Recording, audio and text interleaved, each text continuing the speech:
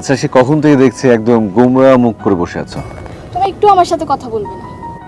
আরে বাবা, রাগ করছো কেন? কি করেছে আমি? মেয়েটা বিপদে পড়েছে, তাকে হেল্প করেছি। তো তাই বলে তুমি ওর বাসায় যাবে? গিয়েছি, বাধ্য হয়ে গিয়েছি। আচ্ছা তুমি বলো, ওর একটা নির্জন রাস্তায় একটা মেয়ে একা একা রয়েছে, যদি কোনো বিপদে পড়তো তাকে হেল্প করেছি। আর আপনি রবিন হুড, তাই না?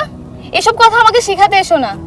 মেয়ে দেখলে তো তোমার। দেখো লোপা, এটা কিন্তু তোর খুব বাড়াবাড়ি হয়ে যাচ্ছে।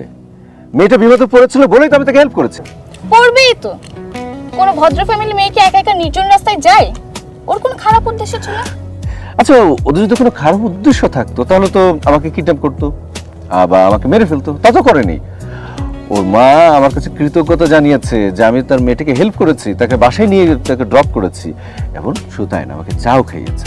বাহ, তোমার চোখে তো খারাপ কিছু পড়বে না। খারাপ তো শুধু আমি সন্দেহ বাদগ্রস্ত, আমি যা তা, তাই না? আচ্ছা, আমরা কেন এই বিষয় নিয়ে তর্ক করছি বলো তো? ওই মেয়ের সাথে তার জীবনে আমার কোনোদিনও দেখা হবে না, শুধু শুধু কেন ওই বিষয় নিয়ে ঝগড়া করছি? তোমার সাথে আমি কোনো কথাই বলবো না। মানে কি? এই লোবা, শোনো।